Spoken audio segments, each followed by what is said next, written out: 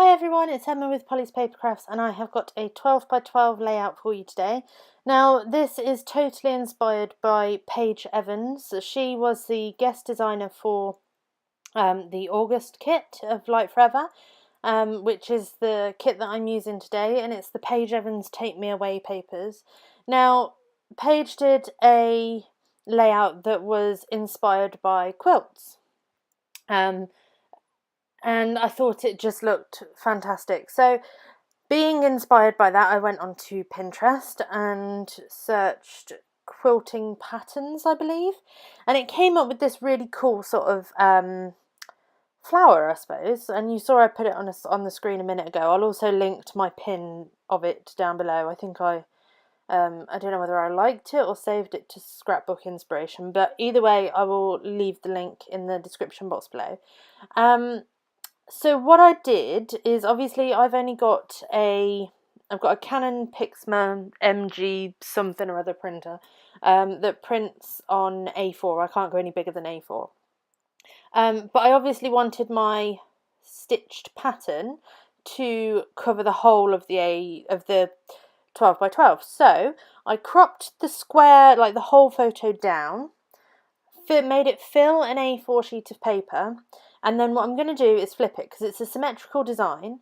So I've cropped it down, I'm going to poke all the holes, and then I'm going to flip it and do like the same on the other side. So two A4s will pretty much do a 12 by 12. Yeah.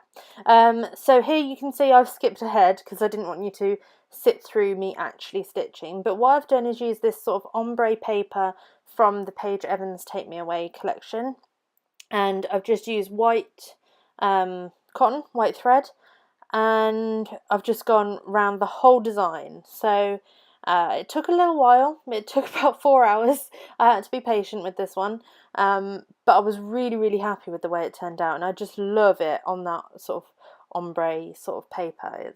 Yeah, I'm really happy with how this turned out.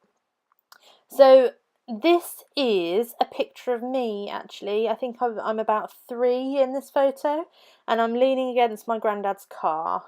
And I've got this cute little floral dress on, and my hair used to be like white blonde when I was a kid. It was like the type of blonde that when it got wet it would kind of disappear, like you couldn't see that I had hair. But I've got my hair in bunches, and I actually made this the day before my 24th birthday, so it was last week, and I just thought it was one that I really wanted to make. Like, I don't know, maybe I'm getting old. 24 is not old, but you know what I mean. I was feeling reflective, I suppose. Now the florals I'm playing around with here are fussy cut, actually, from another Paige Evans Take Me Away paper. I don't believe Pink Paisley name their papers anymore. I think they're numbers. But either way, I'm really sorry because I can't remember what the number was. But I sat and fussy cut out the whole lot because it was on like a dark grey background, and I find that quite difficult to work with, but the flowers are absolutely gorgeous. So I sat and fussy cut out the whole piece of paper, and I just love the way it looks on this layout. So I've backed my photo in like again, it's another Take Me Away paper. It had like a grid on it. It was like pink, yellow, and like a grey.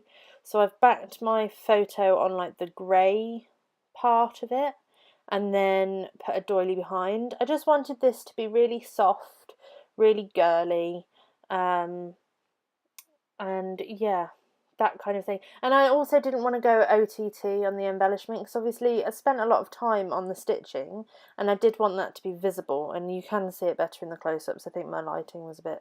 In fact, my lighting goes a bit dodgy towards the end. Now, I really tried to use this heart, not the heart, what am I talking about?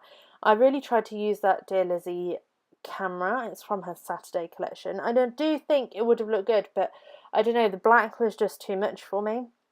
But what I'm actually trying to do, you can see I'm trying everything on that flower. What I'm actually trying to do is cover a little spot of blue paint. I did another layout, which I'm going to share on Friday, where I used a lot of paint, and I may have splotched a little bit on that flower, and I was trying to cover it up.